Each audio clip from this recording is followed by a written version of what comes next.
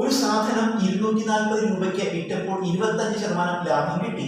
216 രൂപയ്ക്ക് വിറ്റാൽ ലാഭം എത്ര ശതമാനം? ഒരു സാധനം ആദ്യം 240 രൂപയ്ക്ക് വിറ്റു, അപ്പൊ 25% ലാഭമാണ് കിട്ടിയത്. പിന്നീട് 216 രൂപയ്ക്ക് വിറ്റു, അപ്പൊ എത്രയായിരിക്കും ലാഭ ശതമാനം എന്നാ കാണേണ്ടത്. ഇന്നത്തെ കണക്കിൽ നമുക്ക് ഒരു സൂത്രവാക്യം ഉപയോഗിക്കാം.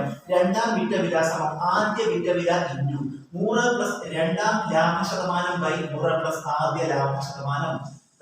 രണ്ടാം വിറ്റ വില 240 രൂപയ്ക്ക് വിറ്റു, 216 രൂപയ്ക്ക് വിറ്റു. ഇതാണ് രണ്ടാമത്തെ. അപ്പൊ ഇതിന് പകരം 216 നൽകി. 216 സമം ആദ്യ വിറ്റ വില എത്രയാണ്? 240 ഇൻറ്റു 100 പ്ലസ് രണ്ടാം ലാഭ ശതമാനം.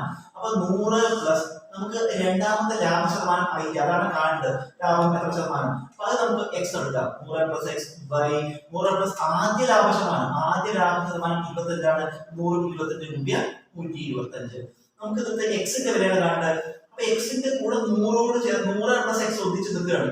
അത് അവിടെ നിർത്തിയിട്ട് മറ്റേത് മറുഭാഗത്തിൽ കൊടുക്കുക. അപ്പൊ 100 പ്ലസ് എക്സ് മാത്രം നമ്മൾ ഒരു ഭാഗത്ത് എഴുതുക. 100 പ്ലസ് എക്സ് സമം മറുഭാഗത്ത് എന്തുണ്ട്? 216 ഉണ്ട്. ഇനി ഇത് രണ്ടും ഇങ്ങോട്ട് കൊണ്ടുവരണം. ഏതൊക്കെ? ഇൻറ്റു 240 ഇങ്ങോട്ട് വരുമ്പോൾ എന്ത് വരും? ബൈ 240 ആവും. ഈ ബൈ 125 ഇങ്ങോട്ട് വരുമ്പോൾ ഇൻറ്റു 125 ആവും. അപ്പൊ ഇവിടുത്തെ ഛേദം ഇവിടെ വരുമ്പോൾ അംശവും, ഇവിടുത്തെ അംശം ഇവിടെ വരുമ്പോൾ ഛേദവും. 216 ഇൻറ്റു 125 ബൈ 240 സമം നമുക്ക് ഇതിനെ 8 കൊണ്ട് പിടിച്ചു കൊടുക്കാം. ഇവിടെ ഈ 8 16 ശിഷ്ടം 5 56 8 56 ഇൻറ്റു 125 ബൈ ഇവിടെ 324 30 എന്ന് വന്നു. വീണ്ടും നമുക്ക് 3 കൊണ്ട് പിടിച്ചു കൊടുക്കാം. നമ്മുടെ 9 3 27 ഇൻറ്റു 125 ബൈ 3 30. ഇനി നമ്മൾ ഇത് കുടിക്കുക. 95 45 ശിഷ്ടം 4 9 2 18 4 22 ശിഷ്ടം 2 9 2 11 112.5 എന്ന് വന്നു ബൈ 10. 1225 കിട്ടി.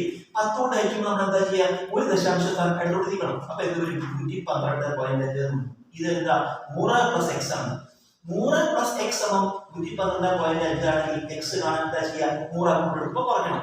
112.5 കുറയ്ക്കണം 100 എത്ര വരും? 112.5 100 കുറച്ചാൽ 12.5. ഇതെന്താണ്? എക്സ് എന്താണ്? രണ്ടാം ലാഭ ശതമാനം. അതായത് 216 രൂപയ്ക്ക് വിറ്റാൽ ലാഭ ശതമാനം എത്രയായിരിക്കും? 12.5%.